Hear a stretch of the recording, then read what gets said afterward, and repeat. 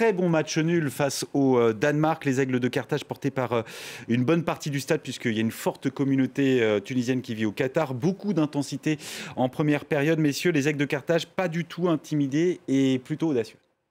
Oui. Oui, non, c'était une belle équipe, très audacieuse.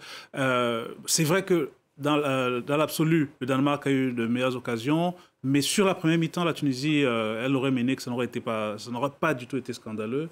Et puis, ils ont été vraiment au milieu de terrain très dominants, à l'image de Aïssa Ladouni, qui a été élu homme du match, qui a été d'une abnégation, d'un courage, qui allait chercher les ballons et qui n'a jamais paniqué. Sur le plan technique, moi, je les ai trouvés supérieurs aux Danois.